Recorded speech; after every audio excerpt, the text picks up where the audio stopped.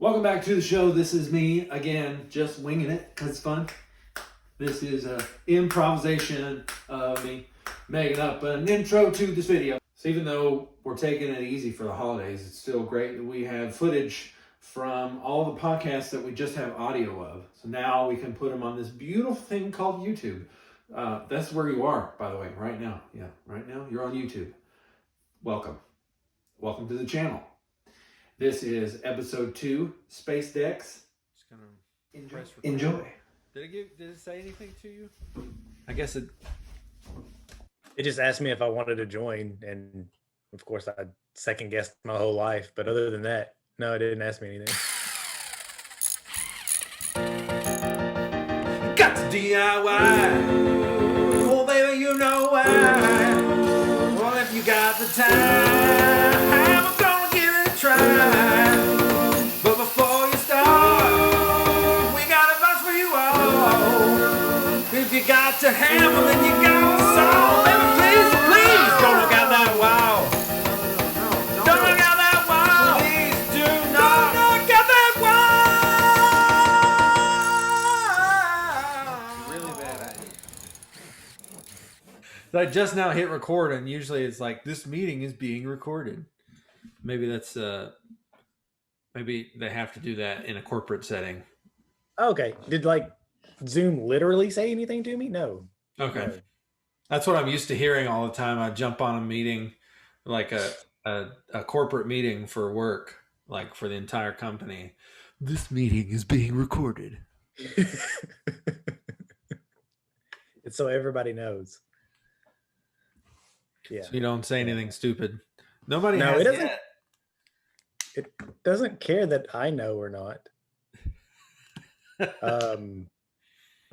There is a little recording. It says in the top left corner that it's recording. So there is that. That's good. Yeah. Wait, we're supposed to be talking about treated wood. Yeah. Doing your deck. I've got notes. All right, so well, let's get started then, because that's how every podcast works, right? We start. Did they start the podcast? When did I never know? Okay, so today, building decks. Wait, what? Well, let's. Are we starting? Yeah, let's start. Okay, and 5. We haven't started yet. We have. Welcome to the podcast, everyone. This is Brandon and Matt, and we're here to help you with all of the things you need help with, because why else would you listen to a podcast? Am I right? Exactly. We are here for you. Today's topic is staining a deck. Is that what you have? So I've got the tip for staining a deck is like 2 seconds long. So yeah, I figured we'd kind of expand it a little bit more on I guess like the type of wood and what kind of wood you need to actually build a deck, if you're building a deck or a fence or any wood structure outside, and then kind of go into staining it, painting it, treating it, taking care of it for years to come. This is going to work well too, because as it turns out, this is a project that I'm sort of in the middle of, and so I will have questions for you. Unless, I mean, I may not have any question for you. You may already have all the answers that I am yet to hear. I may, more than likely not. More than likely not. But I'll tell you what, the thing that I won't really touch on tonight is actually how to plan and what, I guess, how much or what size lumber to use, because that all depends on, I guess, where you are, right? We're in central Arkansas, so it's a temperate climate. You don't need the extra footage to dig deeper into the ground to get below the freeze grade here because we Oh, don't yeah. really have it. So up north, you're going to need longer posts to dig into the ground if you're going that route to get underneath the freeze line that they have. So there's that, and of course, if it's like a 1-story or 2-story or how high it is, just the if you're needing 4x4 post or 6x6 post or 2x6s, 2x8s, that kind of thing. I guess to actually build the structure, it's all depending on what you're doing. So that I'm not going to really go into detail about. That you can Google. Just figure like, what wood do I need for my deck? You can Google that. It'll tell you. So apologies to all our Canadian listeners. Yeah. We're not going to talk Yes. about anything below the Mason-Dixon line, so or above the Mason-Dixon line. So if you have a freeze line, you have to dig down below. We're not going to know anything about that. You've got to get deep in the ground, and we don't know about it. We don't have ice. If we have ice, it's above the ground just barely, and that's about it. Yeah. I'm assuming that it involves some sort of like blowtorch apparatus or one of those big rigs that they have in Armageddon where they have to drill down and drop in the nuclear weapon. And yeah, we don't deal with that kind of stuff. No, I don't think it does, but I could be wrong. I've never built a deck in Canada, so I don't know. Blowtorch. Funny you should mention blowtorch. That'll probably come up later today. So that's fun. Oh, all right. Should I write that down? I've got it written down. You're good. Blowtorch. No, I don't. But anyway, blowtorch. I'm gonna write. I like writing things down just to look back and see. I wonder what we were talking about there because it's underlined. Yeah, exactly. So I guess the main thing is when you're building either a deck or a fence or a pergola, pretty much anything that's going to be outside in the weather, you absolutely need treated wood. Mm-hmm. And treated wood is basically, it's called treated. You can also name it pressure treated. There's a couple of different names for it. Here it's either treated or pressure treated. And basically what they do is add chemicals to it and turn it into this process to where it's like a coating on the outside of the board to where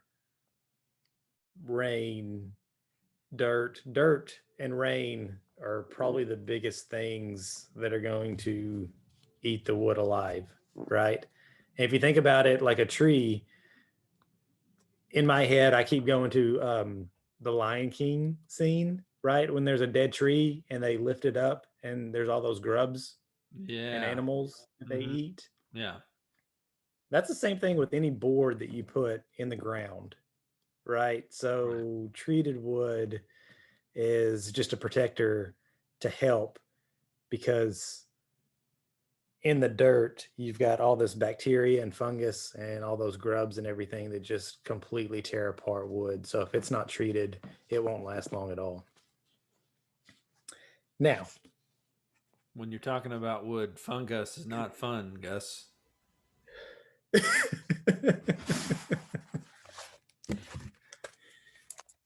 You're gonna put a little in there. Yeah. For those of you listening, I'm lifting my drink as if to cheer the crowd for that amazing witty comment. I love the witty comments. The witty comments make it. You got. I feel like I'm just here to talk, right? I'm just a pretty face on the podcast that nobody can see. So it's perfect. Just, I mean, if you're wanting to know, just imagine two of the best looking men there could be. Yeah, why not? Yeah. If you're using your imagination, why not embellish? If you're gonna use your imagination, feel like what we're gonna do. Yeah, it's gonna be the. I mean, why imagine us ugly? That's just a burden on you. That's horrible. Yeah. Why would you do that to yourself? You need to sleep at night. That's funny. So no fungus. No fungus, no grubs. We don't want to feed the lions and the warthogs and whatever that other little guy is. Meerkat. Meerkat. You don't want those in your backyard. Nope. Looking for grub. No, you don't want those. So get treated wood. Now, how you can figure out if you go to these big box stores or your local hardware store and you're struggling to figure out what treated wood looks like or what it is, a couple of tips, FYI. When you're at the hardware store and you're going through the wood, hopefully it says treated, right? And that's pretty much all that you're looking for, is just some kind of treated board. They should have it in sections, like all the treated wood in one section and then all the non-treated wood in the other section. Mm-hmm. But if you've got boards side by side, the treated board is going to be a little bit darker. It's going to have a greenish tint, which comes from a copper solution that they use to treat it. Oh, that's what that's from. And it's probably going to be kind of damp and heavier. So if you have just a regular, like a 2x4 that's not treated, that's meant to go inside, it's going to be a really light looking wood, and it's going to be a lightweight compared to a treated wood. I've actually had treated wood that when I take it home and put a screw through it, water will actually seep out. Oh, okay. Because that's how fresh it is, and that's how, I mean, it hasn't dried out. It hasn't had a chance to dry out from the chemicals and everything that they put in it, which isn't a bad thing, by the way. If it does do that, it's not a bad board or anything like that. So anyway, yeah, that copper solution is probably the most common around here.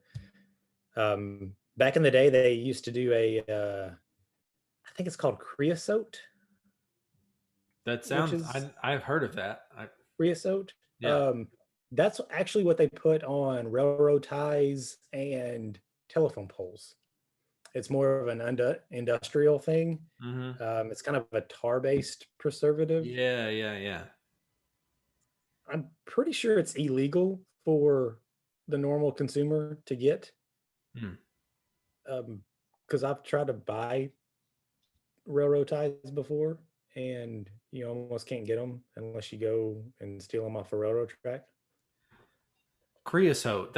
I have some creosote logs, or I burned one or something like that. Yeah. Are they like really black and hardcore? Yeah. So I think so. It's supposed to help clean out your flue or something like that if you burn one in your. That's what I remember. Oh, in your fireplace. Okay. Yeah.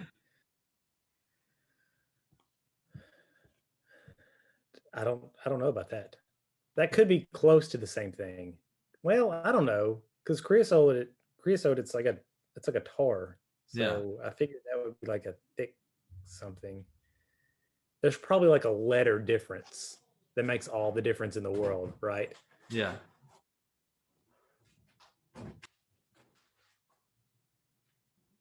Hang on, there's a dog that ended up coming into the room. Hang on a second. Hey, come here. What are you doing? Come here. Jet. Come here. Come here. Go. Come here. Y'all are crazy. You're real crazy.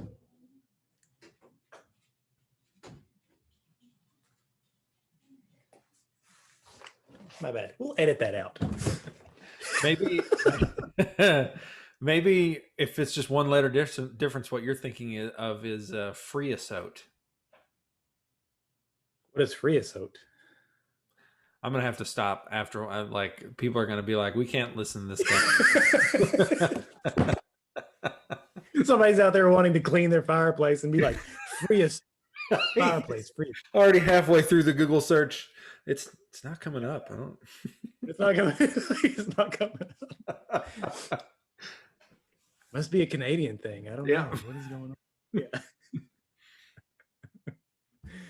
Ah, that's funny. Anyway, so creosote is an old industrial thing. The copper solution is what they use now. They're actually trying to do a lot of more natural ways. So there are actually types of timber out there that naturally don't rot, Mm-hmm. which is crazy. So they're trying to, I guess, extract the compounds out of those trees that make it not rot, and have that as a solution. Um, tung oil is one. Heating treatments are another thing that they're trying to do. So these are like future ways of treating wood. With the heating, this is where the blowtorch comes in. Okay. Okay, so I don't know if you've seen this before, but you can actually take a blowtorch and torch a normal board and put a thick coat of tar on top of it, and that will treat it to nature. The elements. Yeah, that's better. Yeah. So if you take a big board or whatever and burn the crap out of it and put a big layer of tar on top of it, just from burning it, it'll last for forever. That's interesting. Now it looks burnt. Yeah. So if you like that look, bonus. So there's that, which is pretty cool. That is cool. Yeah, I know that from watching the show Alone, cedar is rot resistant. And then that's cool. There's some, I think redwood is actually like the redwood bark is like flame retardant or something like that. There are a couple like that, and they also have like additional treatments that not only protects it from rain, but also kind of like a fire retardant of the wood itself. Yeah. So, which is good for like wood studs in your walls. Mm-hmm. So you can have that, and they also have the fire retardant. They have that, and then the insulation that can all keep from burning, and which is really good. So that's cool. I didn't know cedar was. I love cedar. It's an amazing wood. It's the best. Yeah. It's one of my favorite smells. It smells, yeah, I was about to say, it smells good. It looks cool. It's light. Yeah, I'm thinking about using that for my coffee table when I make a coffee table. Fun fact, that's actually what I made my coffee table out of. Oh, really? Cedar. Nice. Yes, sir. Yeah, no. So there's that. Yeah. You heard it here, folks. Cedar makes the best coffee table. According to everyone on this call. That's 100%. Yeah. 2 out of 2 podcasters. 2 out of 2, which are also the 2 best looking podcasters out there. By far. By far, to tell you to use cedar for your coffee table. Okay, so now that you've got treated wood to go outside, one of the things that I mentioned was soil, right? Dirt is horrible for wood. Yeah. So one of the things you don't want to do is take that wood post, if you're building a deck or if you're building a fence or anything else, and just dig a hole, then put the board in there and then fill it with dirt, right? So a regular board, it'll last a year-ish. I don't know. I haven't put a clock on it. A treated board. I would say that's accurate. Yeah. Write that down. It's going to last a year. You got 1 year, no more, no less. 1 year. Yeah, if it's a leap year, I don't know what to tell you. 364 and a half days. That's what you need. Yeah, exactly. So if it's not a leap year, what you have like till 9 in the morning or something like that to to replace it. At 9:01, it's rotted and it's worthless. You have waited too long. You've waited too long. Okay, so anyway, if it's treated, it's going to last a whole lot longer. But if it's in concrete, is the way to go. Concrete or metal. Now, concrete, you hear things here back and forth, right? So fence posts, what you do is you dig a hole, you pour a little bit of concrete at the bottom, and or I've seen you put sand at the bottom as well, right? So you don't put the post all the way to the soil, because then it leaks into the very bottom and goes through the wood that way, and it rots from the inside out. So you want to put a little bit of concrete or sand at the bottom, then put your post, then pour concrete around it all the way up to the top, to where no soil touches that treated board, and it's gonna outlive you. So you're good to go. Nice. Yeah. Another thing, so you can do that also with decks or other items. Common with decks, for the footing part of it, they make those concrete blocks already. And at the top of the so they're like what, 6-8 inches tall or something like that. And at the top of it, you can put a 4x4 post. It has like weird grooves or whatever that a 4x4 post like perfectly fits into. Yeah. So then your post.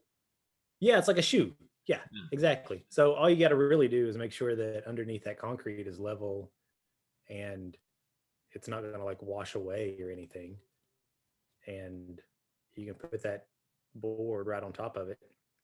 Or sometimes you can even put like a metal brace on top of that concrete, and then the board on top of the metal brace. And that's even additional support. And then that takes it up in the air and you're good, right? Because air, it doesn't hurt wood at all. It's way better than dirt. Yeah, air, meh. Unless it's like really tall up in the ozone or something, then maybe. Yeah, but I mean, as far as I know, people aren't really building skyscrapers out of wood around here anyway. Not yet. That's something to look into, to just kind of figure out what wood would do in the atmosphere if you need it treated. Maybe there's something like really cool up there because of the air pressure that it's treats itself no matter what. This is why we need to have a scientist on. Of course, get Elon Musk. We need to get him in here because he's got the SpaceX things, right? Isn't he the SpaceX guy? Yeah, we need to talk to him about building decks in outer space. Why are you laughing? Really, that's what you called me here for? Elon, we asked the hard-hitting questions. Yes. No one's asking these questions, that's for sure. Exactly. And the people want to know. Yeah.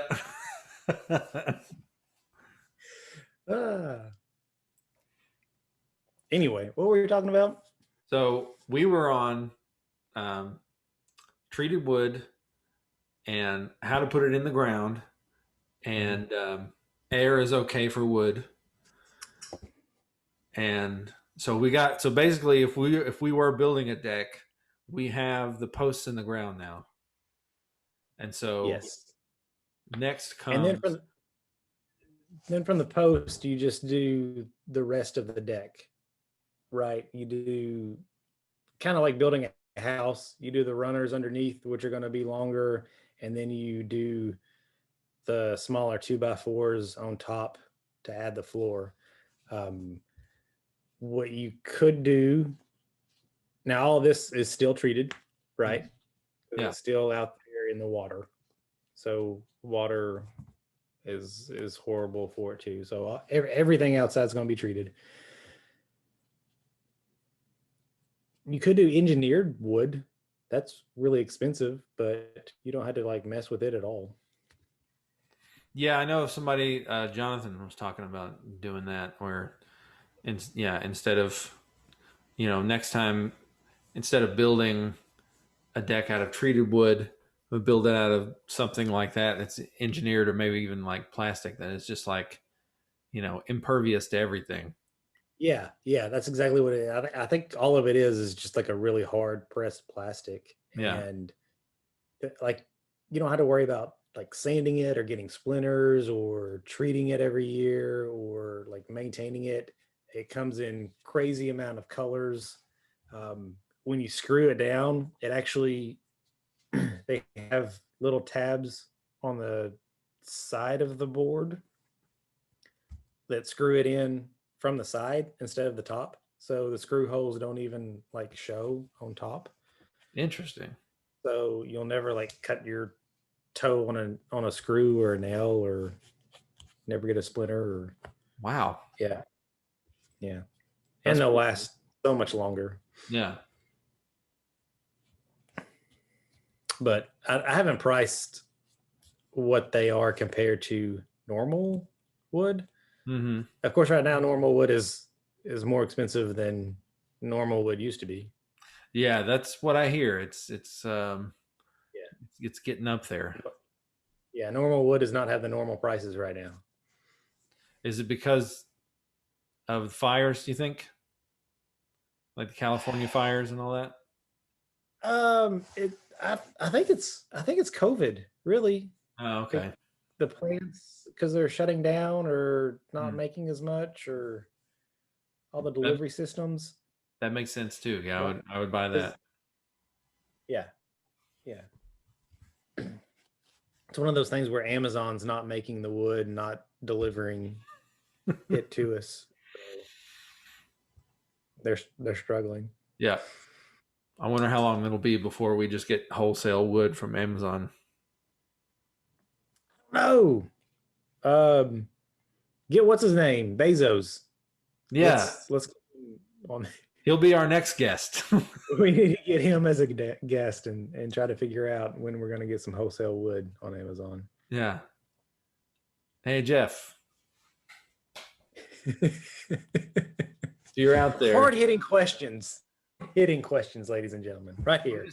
I'm just trying to imagine too, like these guys that have all of the money. Those two guys have, between the two of them, have basically all of the money, and they're listening to home improvement podcasts.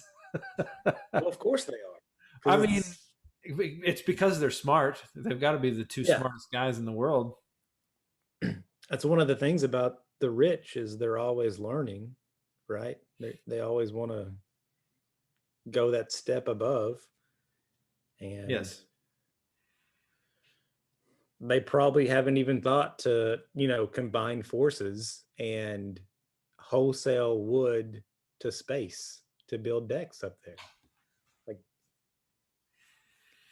see, this is now my question is, why don't you have any more of this money? Because you've got all these ideas, these lofty ideas, as one might say, up in space, and that's the new frontier, And so, I mean,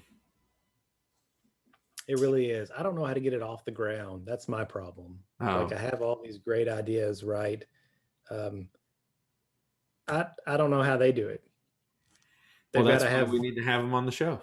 They've got to have the right friends. Did they have podcasts before?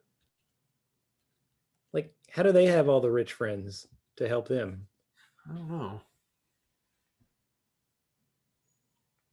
I mean, should I be writing all these questions down? Because I feel like we're just going to have to ask them in person when we see them. Yeah, that can be kind of a side note. I doubt anybody would care how they got their millions and billions, but we can ask them just for the hell of it. Yeah. Yeah. So, question for both of you, Jeff and Elon. Um, who are your friends? Yeah. Yeah. And do they have as much money as you? Yeah. How do we have as much money as you? And they both at It one. can probably be like in a blooper reel or just like a side effect or something. Because again, I don't think anybody would care about that. And they both at the same time say Oprah.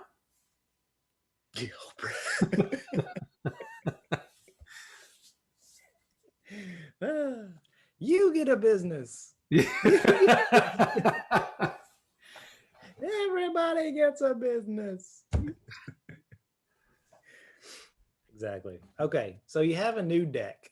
So now you have a new deck. You've built a deck. You have a new wood structure, whatever it is, outside. A gazebo. So what do you do?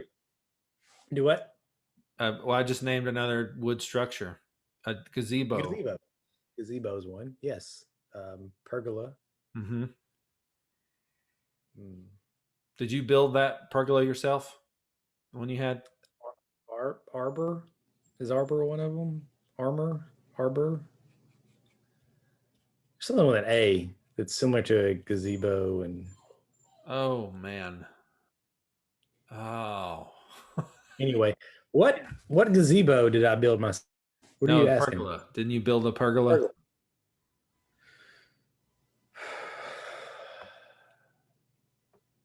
No. I don't Okay. think I did. Oh, yes. Yes, I did. That's true. Now I remember which one. Yes, I did build that.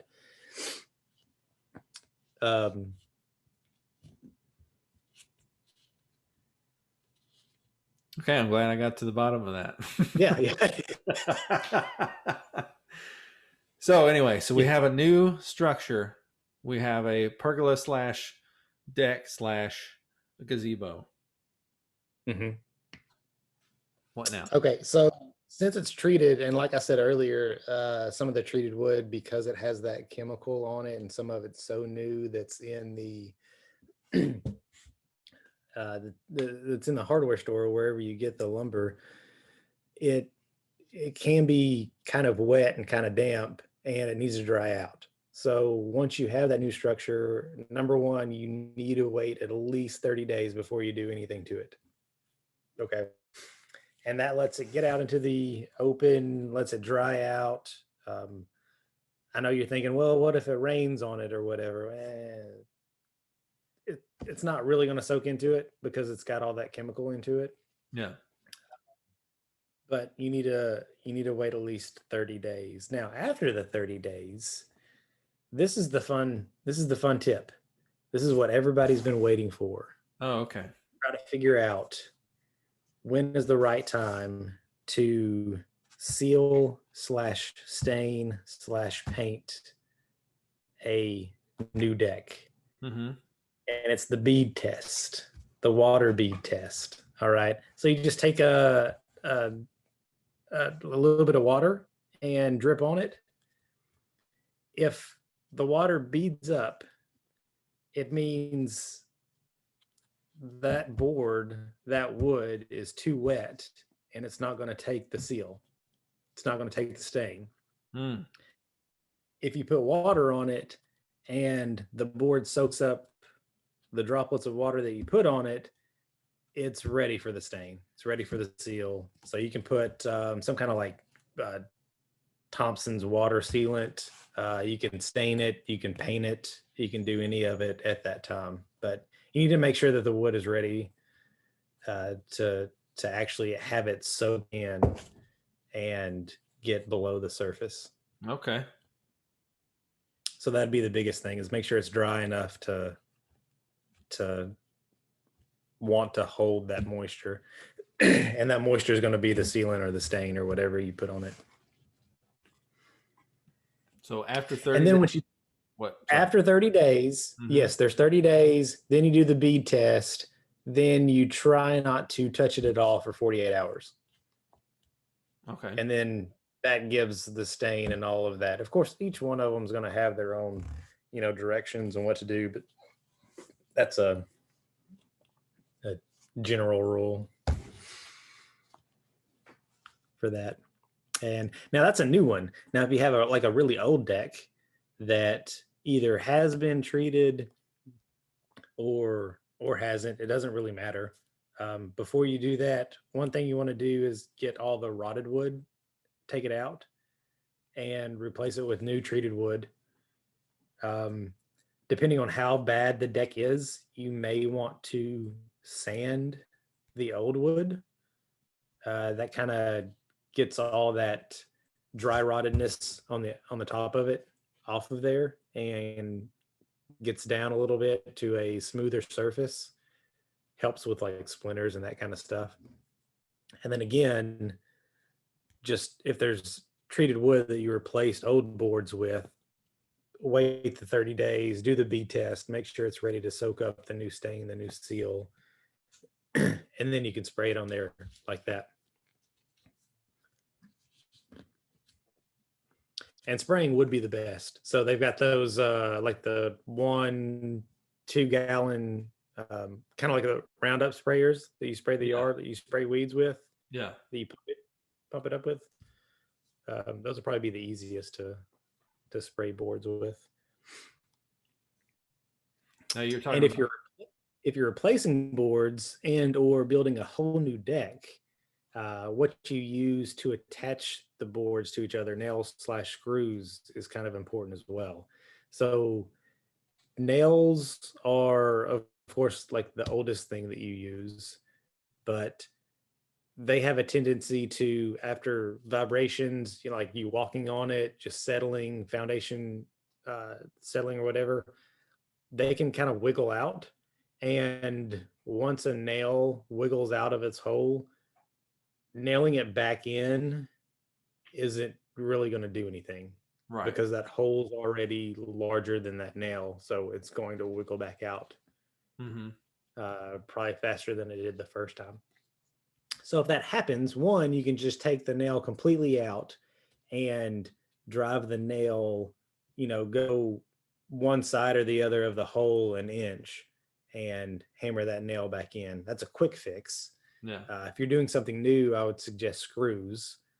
And before they did the standard screw head, which is basically like a cross or an X, mm-hmm. and those strip out really easy. So more than likely, when you're putting it in the board, once you hit that last little bit, it's going to strip out, and you're going to have a really hard time unscrewing it when you're trying to replace that board. Nowadays, they have that, I don't know what it's called. I always call it a star. It's got like 5 or 6 different points or something like that to it.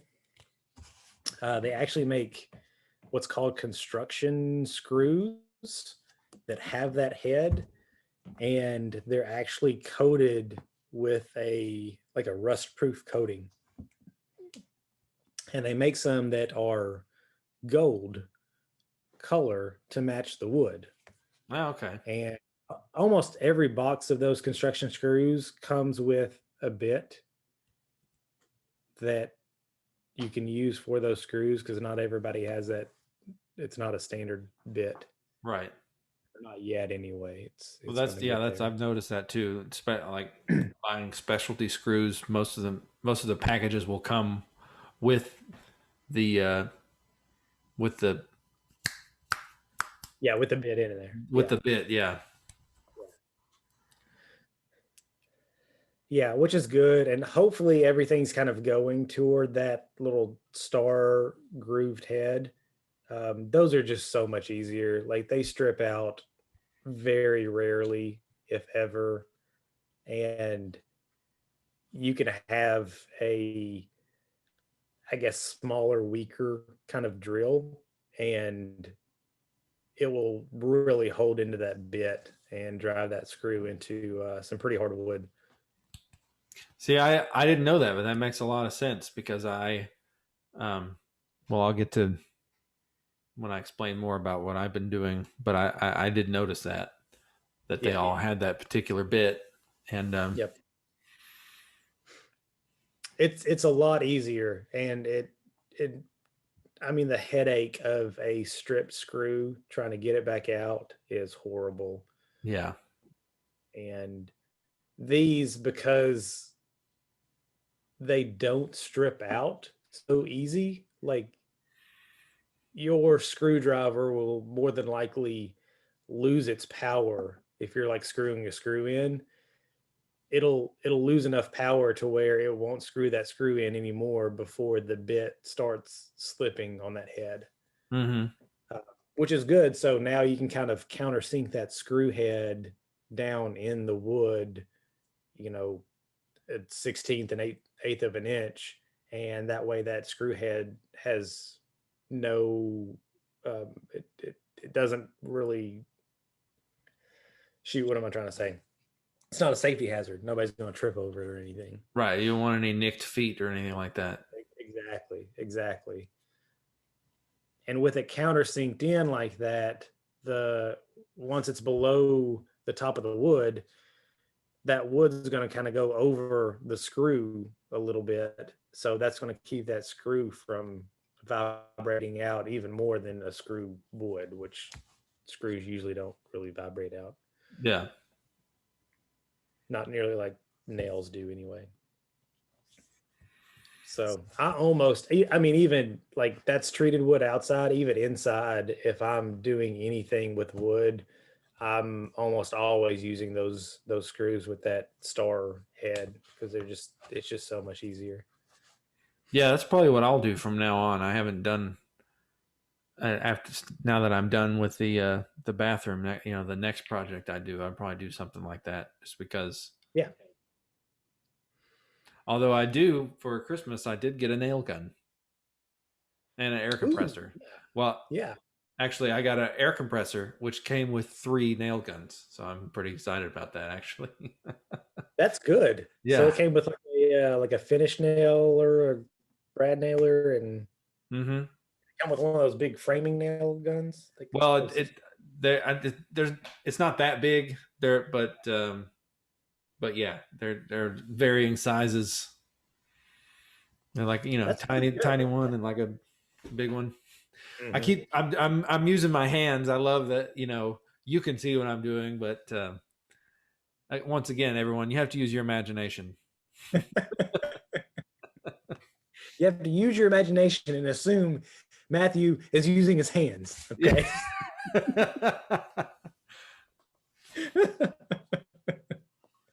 Ah, that's funny. So yeah, I am pretty excited about that.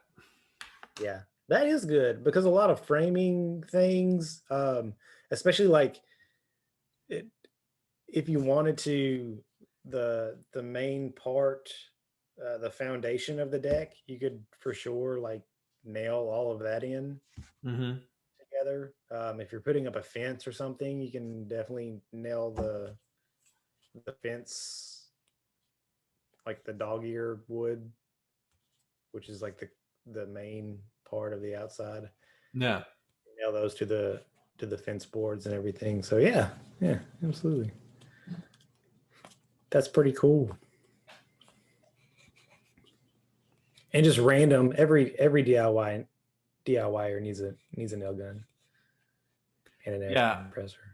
Right. That's I watched that the Canadian guy one time, and one of his videos was like all the tools you need. He's like, you know, drill and an impact, air compressor, a crap.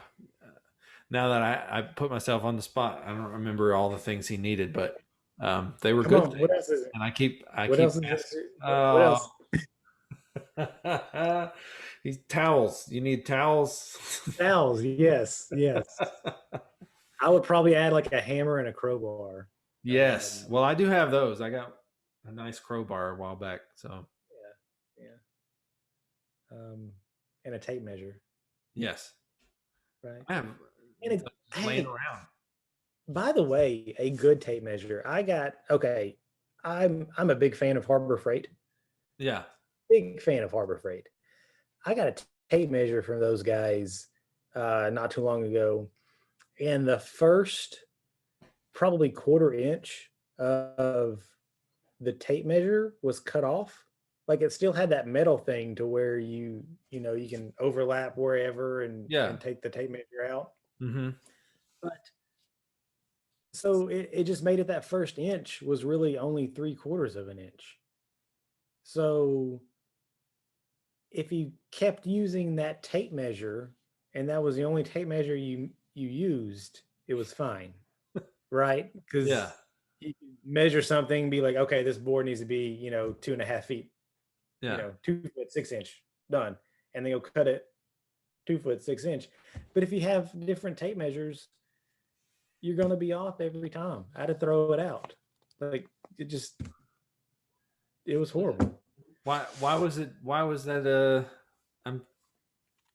was that a selling point? Like a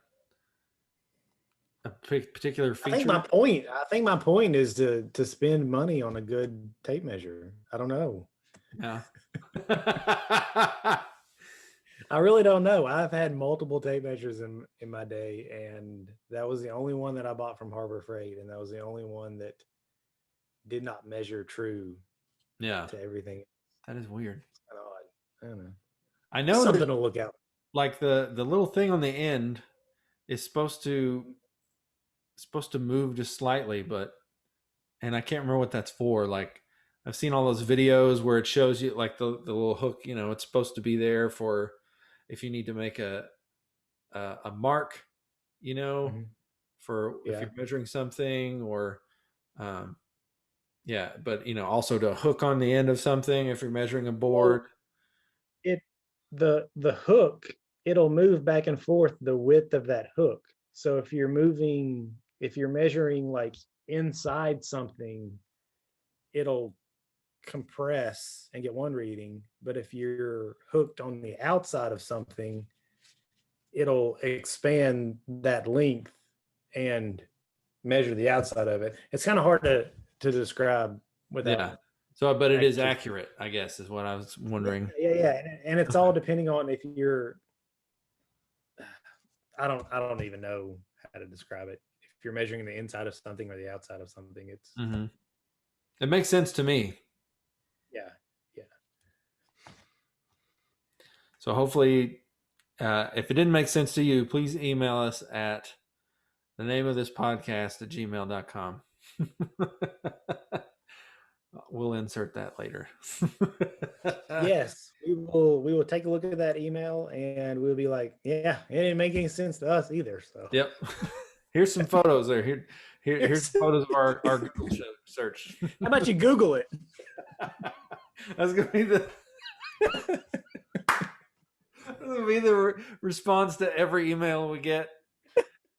Dear Brandon and Matt, I'm stumped by this particular thing. Dear Jim, why don't you Google it? Sincerely. Yeah.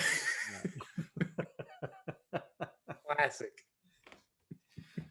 So, I'm gonna take a quick break and go to the restroom, and then I'm gonna give you a short rundown or a long rundown, probably a short or medium rundown, depending on the length. Who cares? But the point is, it will be a rundown of the project that I'm working on, which involves my deck. Love it. We haven't talked much about decks. I know this will be exciting. I figured I would. That's my icebreaker. I was like, how do I even bring this up?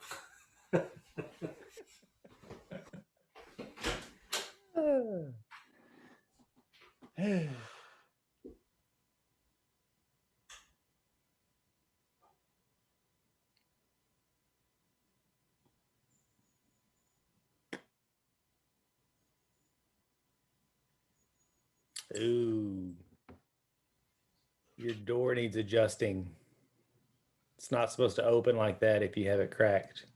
FYI, I see that. Either you have a ghost, either you have a ghost in your house, or your door needs to be adjusted.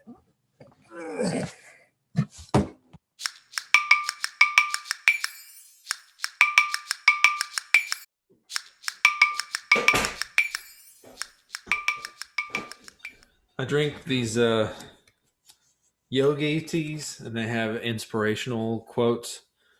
And this is actually like very relevant to what we're doing right now. It says, "Celebrate your successes and failures. Both require great courage."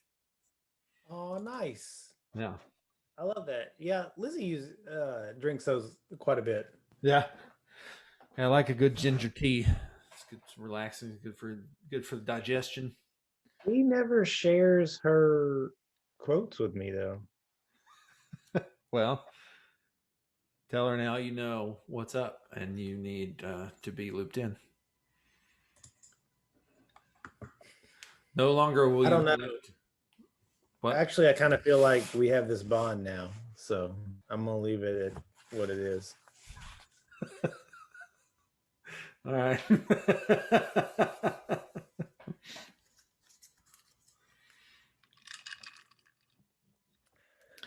So It's our thing.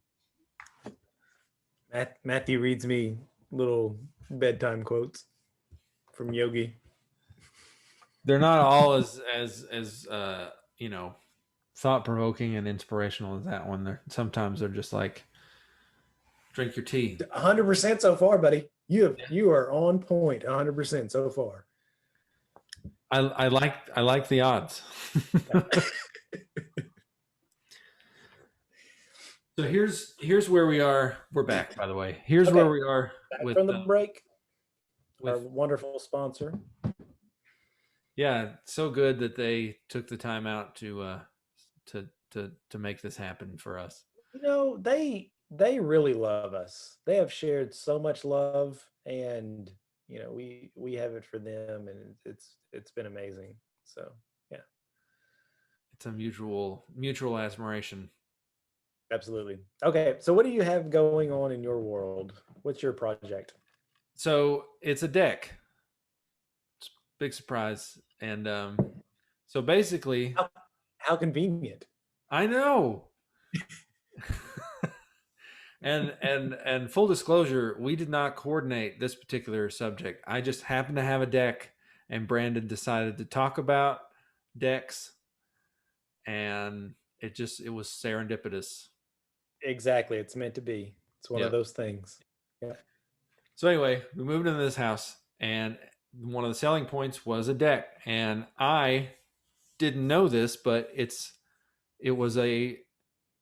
knew it was a new deck, but I didn't know that there was an older deck that this one replaced. In fact, I saw old pictures from old listings of this house, after we moved in, that show it was like a split level deck, but it looked old. So they tore that down and built a new deck. And Okay. so, but to my knowledge, they didn't do anything apart from build it. There was no staining or sealing or anything of that nature. Right. And so we just let it go. And so, we've been here for 2 years now. And in the summer, we started working on it. And it was kind of an undertaking. In fact, what I decided to do was take it apart, because I pressure washed the crap out of it to get the wood clean, and it looked really nice. But after that, I was like, well, I need to sand it. And the way it's constructed is that there's these little 2x2 square pegs that are, the railing that go all the way around, and then long 2x4 that goes across that, or 1x4, something like that. Anyway. So, and those are fastened to the actual deck itself, like the floor of the deck. And so the space in between each one is, I'd say, about like this much, Brandon. Yeah. I'll tell you what, there's actually city code. I think it's a 4-inch space. Okay. It has to be within that for safety issues. So, babies don't jump out. Okay. Well, through them. Right. The same thing like a railing with a staircase. Okay. So it's similar. So there is a city code. So it has to be no more than 4 inches. Yes. double check the 4 inches. I'm pretty sure that's what it is, but yes, there is a code that those rails cannot be any more than so many inches wide. Okay. So here's what I did. Because I started sanding after I pressure washed, there were all these little spaces when I was trying to get my hands in this 4-inch space to sand.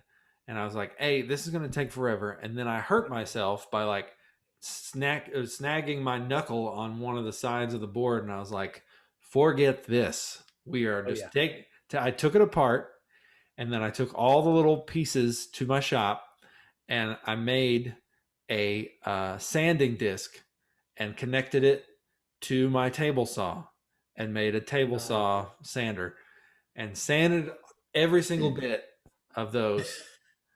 And it was very satisfying because they'd never been sanded. Like they still had all these, like the grooves in it from when it was like cut or whatever.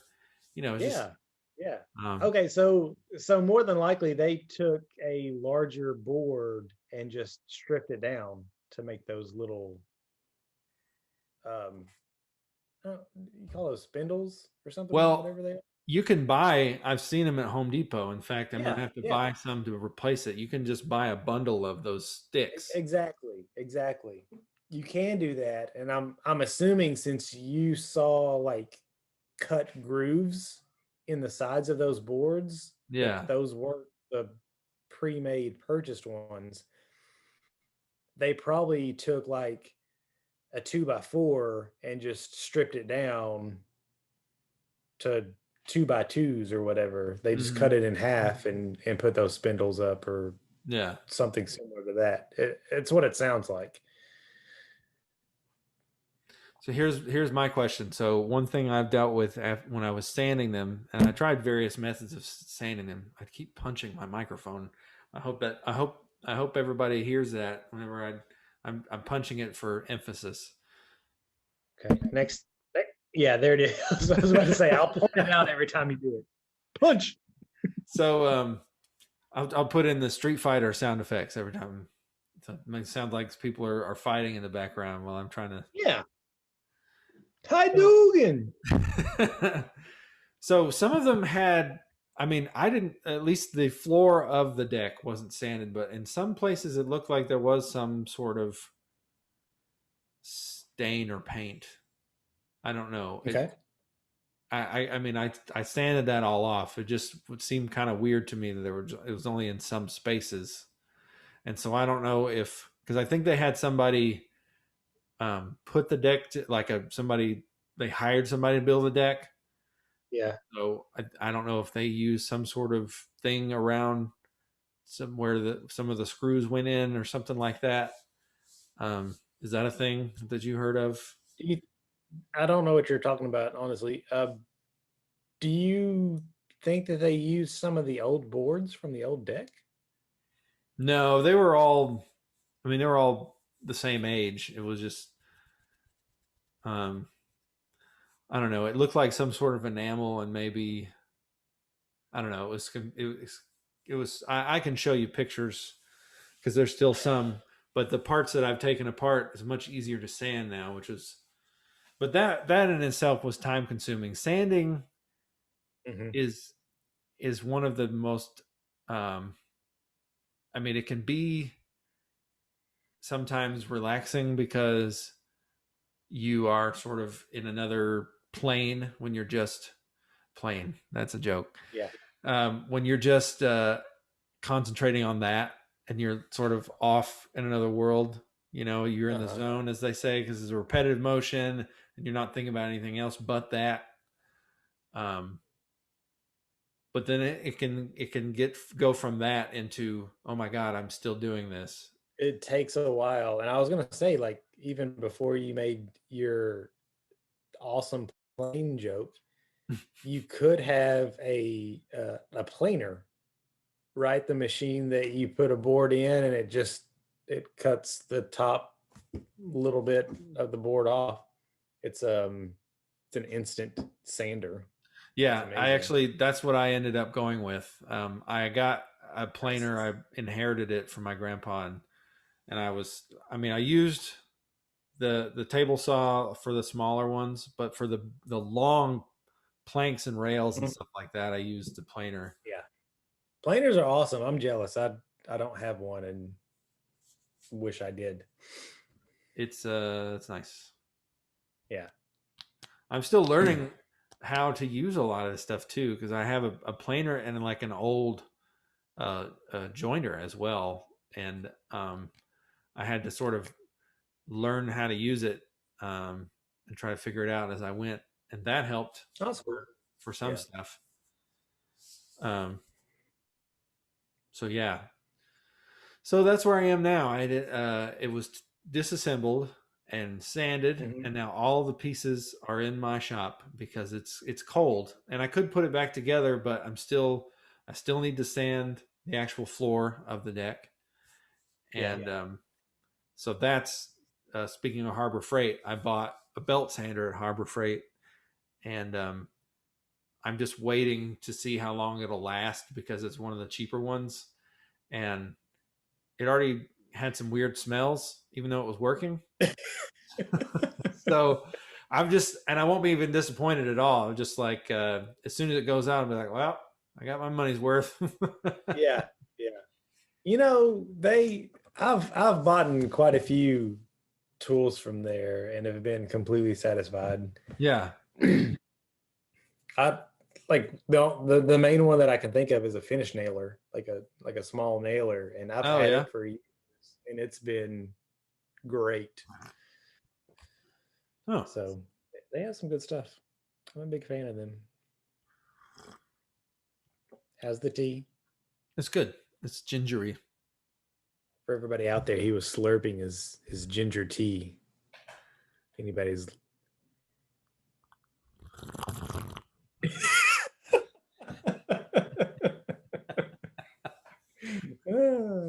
So here's a fun question for you, and you probably can't relate to this. The way my mind is now, and someone had told me when I'd been not an, I hadn't been an adult for very long, so I was still learning what an right. adult was. But Yeah. this man who was 10 or 15 years older than me, he was like, when you are a grown up, basically, there's not much difference from when you were 9, except that your toys are much more expensive. Mm-hmm. And so that's how I feel when I go into a Harbor Freight or into a Home Depot. I feel like I'm in the toy store and everything is there for me. Mm-hmm. Like it's I go into Home Depot sometimes and I just wander and just look at things. I love doing that. I really do. It's really weird. It's come full circle because when I was a kid, like we lived an hour away from any place that had anything remotely to a Home Depot or anything like that. Yeah. And it would be a weekend trip. Like a full Saturday would be, okay, we got to go to Home Depot, we got to go to Lowe's, we got to, you remember HQ home Yeah. quarters, Mm-hmm. like the original Home Depot and Lowe's? Yeah. Like we would make a trip to all of these and they would all be the exact same store, and I would hate it. Like I didn't want to be alone by myself at home because I was just a weird kid. So I'd Yeah. go with my parents and it'd be all day just walking through these stores, and I hated it. And now I love it. I'm Yeah. with you. Like like if I ever need like one thing from any of like a Home Depot, if I need one thing, I'm in there for an hour. It doesn't Uh-huh. matter. Like Yeah.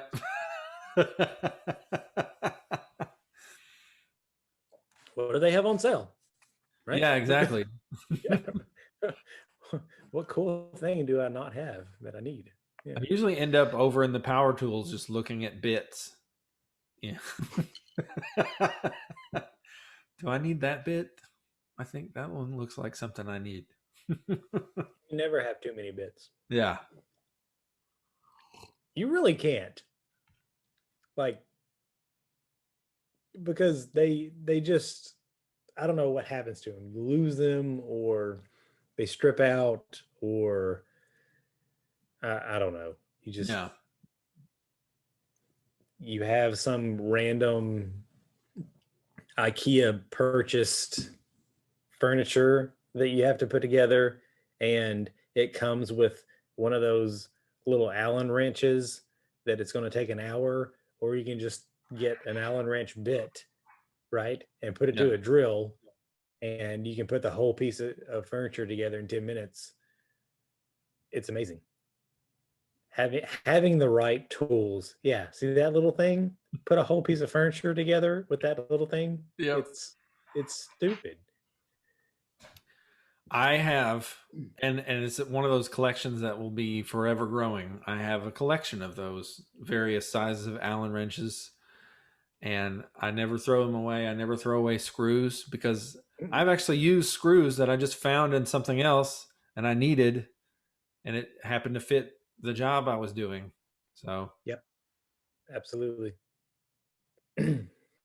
100%. Yeah, that's one of the things that I've taken away from my dad is just having one of those weird compartment things that has like, I mean, it's a 2 foot by 2 foot square, but it has like 50 of those little bitty plastic drawers. oh yeah, So I you need to put get one of things those. in. Yeah. Oh man.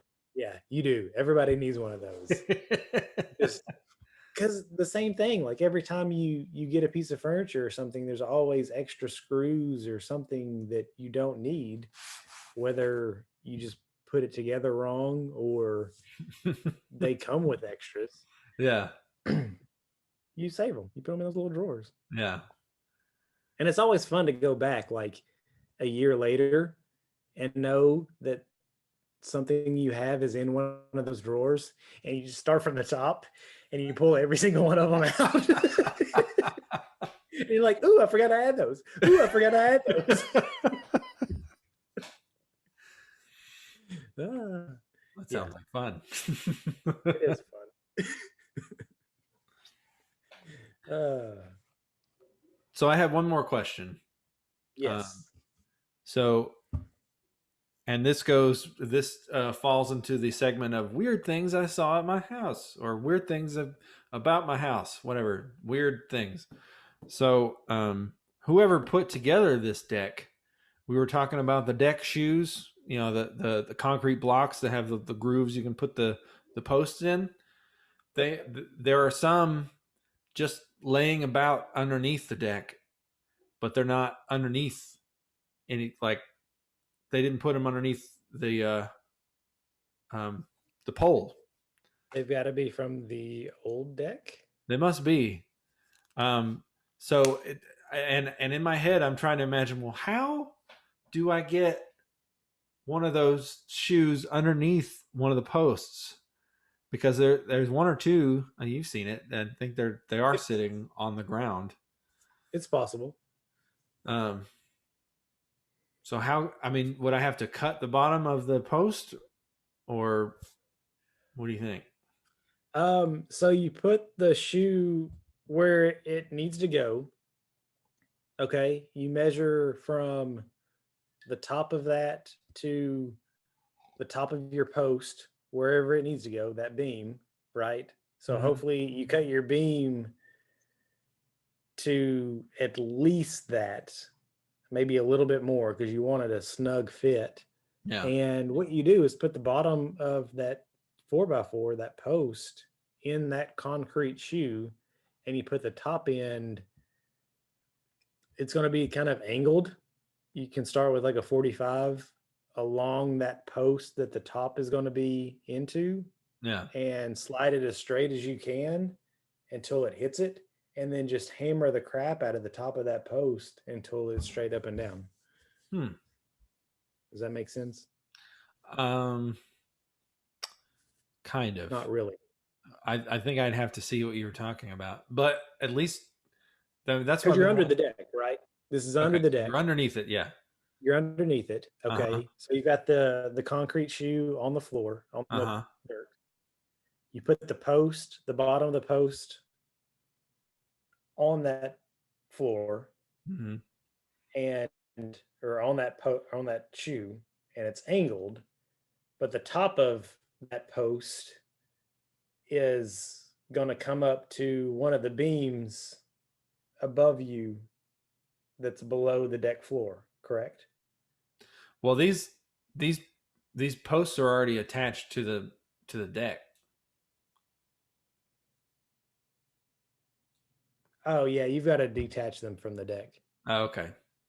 That I hadn't thought of before. I was thinking I need to dig a hole or something, or so yeah. I just No, because you can't really come up from below and lift it and like jack yeah. that thing up. No, no. Okay. Just cut it off the top. And you can.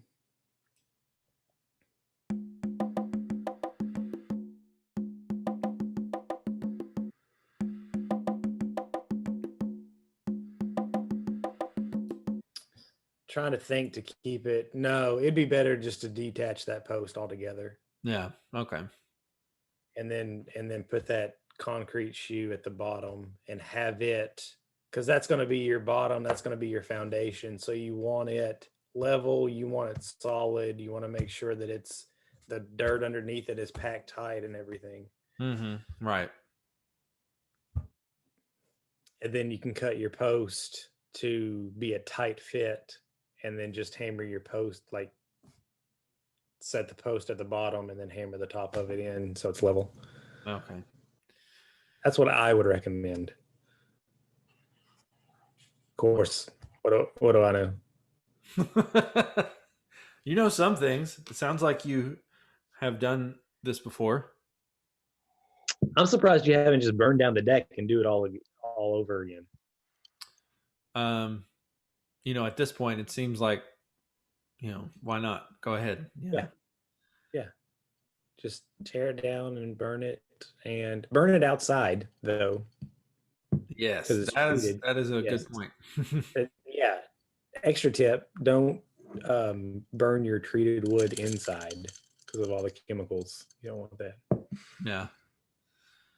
No, I'm actually happy with this deck. I think I'll be fine once I put it back together. So I'm gonna put it back together and replace some of the there. I had a couple of the little posts that broke. The little Mm-hmm. you know what I'm Whatever talking about. those little, yeah, whatever they're called. Yeah. Is it because I'm older? Why can I not ever think of a word that I'm trying to say? I'm just like I stumble over myself all the time, and I feel like it's worse when I'm just like I hit a brick wall, and maybe it's just because I'm trying to think of all the words at once, but not one word, and so all the words try to come out at once. I don't know. Is it?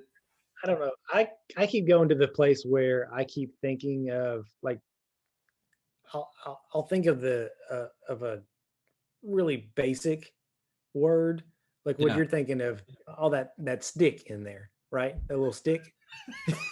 Yeah. And all I can think of is stick.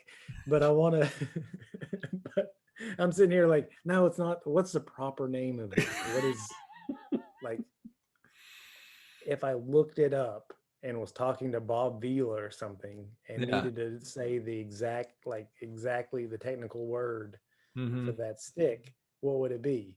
And that's where I get hung up, because I just try to, I don't know, make it sound way fancier than what it really is. Yeah, I think I've that's messed me up in the past too, because I think I was thinking of the fancy word, the actual term for something, and then I say it, and then the person either didn't hear me or it's the wrong word, and they're like, what are you talking about?" And they're like, "Oh, What'd you great." say? Yeah. Well, I don't know what I'm talking about then, so we might as well. And then if it's because they didn't hear you, you think you used the wrong word, and then you're like, The stick. stick.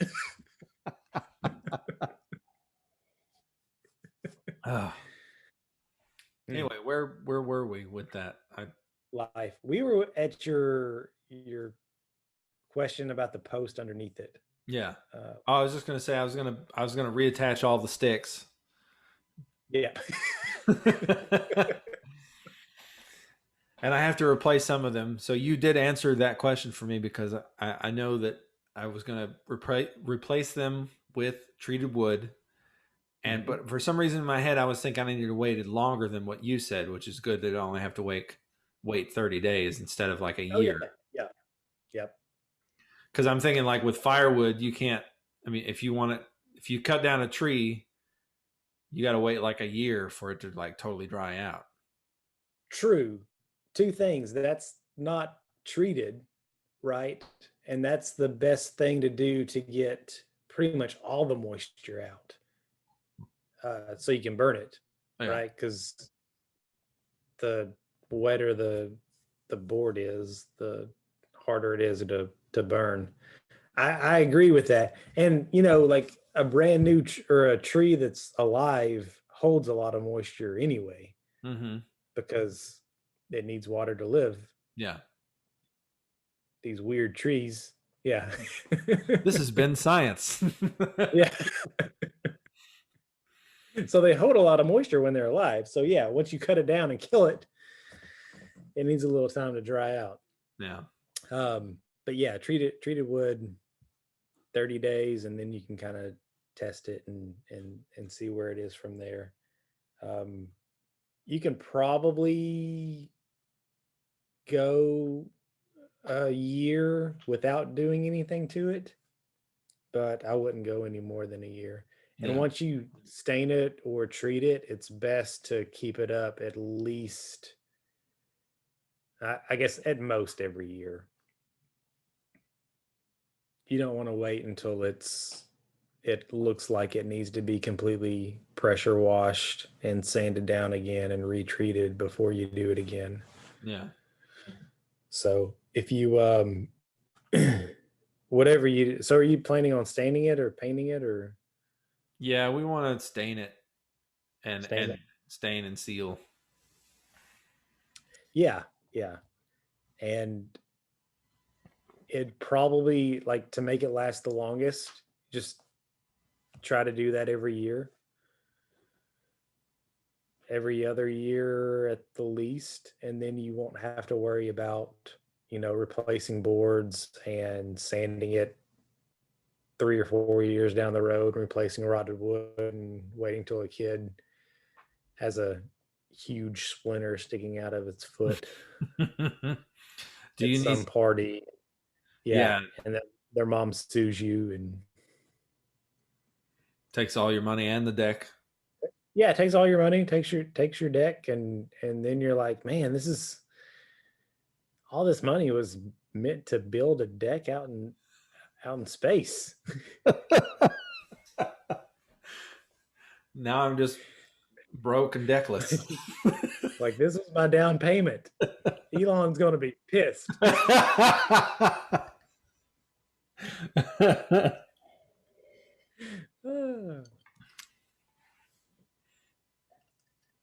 Somebody shouting at you in his South African accent. This is all on you, and you blew it. Is he from South Africa? It took me like recently was the first time that I heard him talk, and he has an accent. Yeah, I think it is South Africa. It is South Africa? Okay. I think so. Cool. Good Ain't for no American. ain't from around these parts.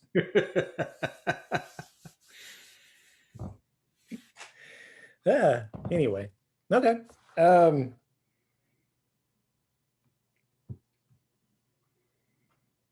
That's all I've got. Yeah, that's all I got too. This has been all about decks. About decks, treated wood. We even had fire as a recap, right? Mm-hmm. Talked about space, Elon. I think space Bezos. would be the takeaway from this pod. If you remember anything from this episode. Yeah. Maybe, I don't know. So we don't have a name yet, right? We don't have the name of the podcast. Not yet. It's coming. It's going to be epic, I feel. Deck in space. We also, we also haven't talked about like naming the shows themselves.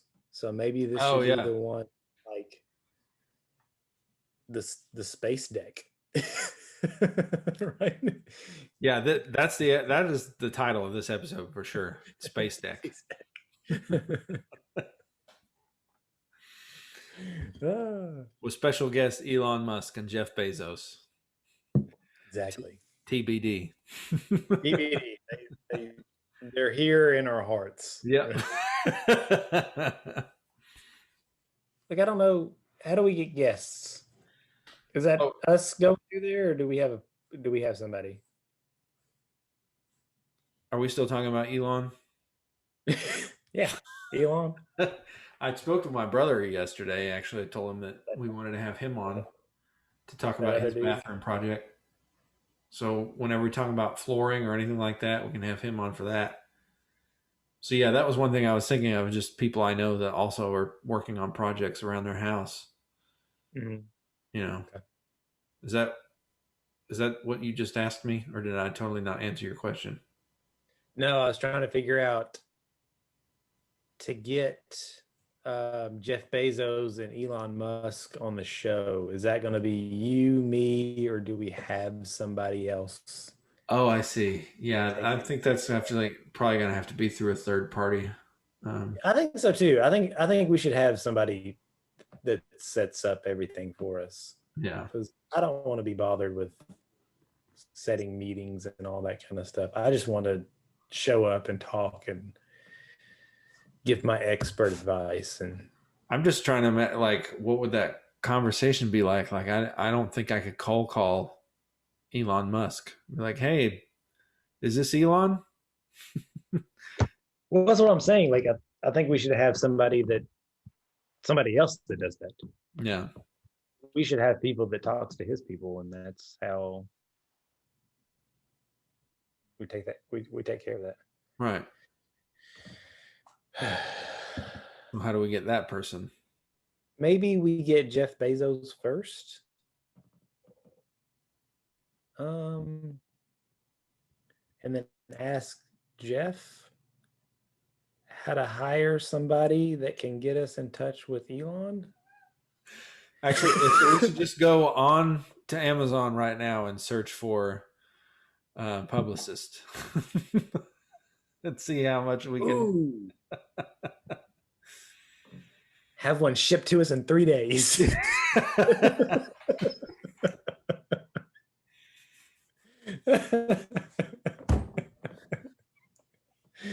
Yeah.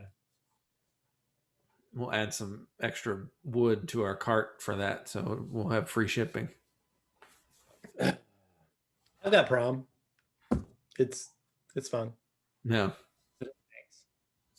Yeah. There's no max. It's all free. Okay. I like it. What else is there? I think that's it for now. That's a good. That was a good one. We'll have to. I'll be doing some editing on that one too. So. Yeah, that was a long podcast. I Yeah. feel like I rambled on a lot. So, okay, a page full of notes is a lot. Okay. Future reference. No, I think I'm still trying to all of the information you gave was relevant and pertinent.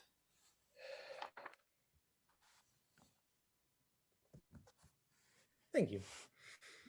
We're feeling this out. We're going to get better and better. So, yeah, we'll probably be able to think of better words than stick at some point.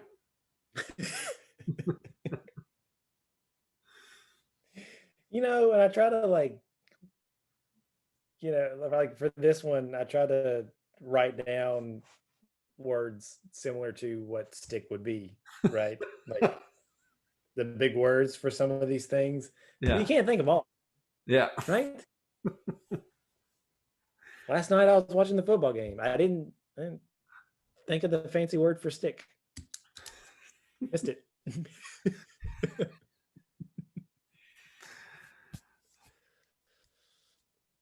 It's okay. You did what you had to do. Okay, sounds good. Don't knock out that wall. Don't knock out that wall. I forgot I had to do that. That's gonna be standard. Like you're just gonna cut that once, right? And it's gonna be standard through all of them. Or do we actually say that on all of them?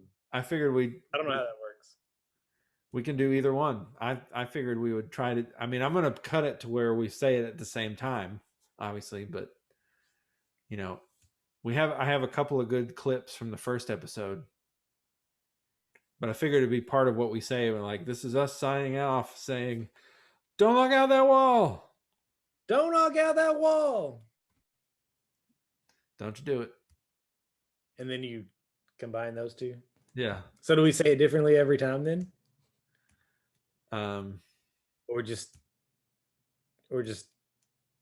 memorize it how we say it and go. I think maybe that whoever says it first, the other person has to copy the way that person said it.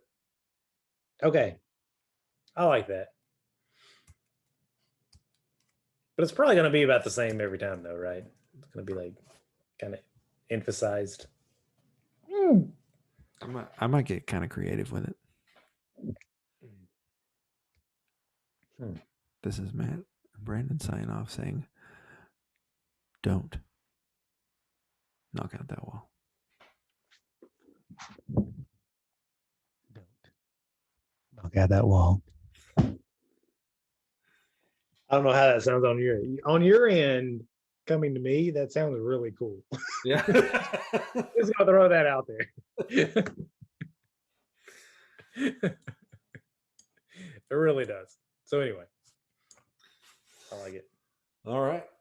Okay, it's been a long day. It's been a long podcast. I like it. Take it easy, and I'll talk to you soon. High five. Yes, sir. Have a good night. You too, man.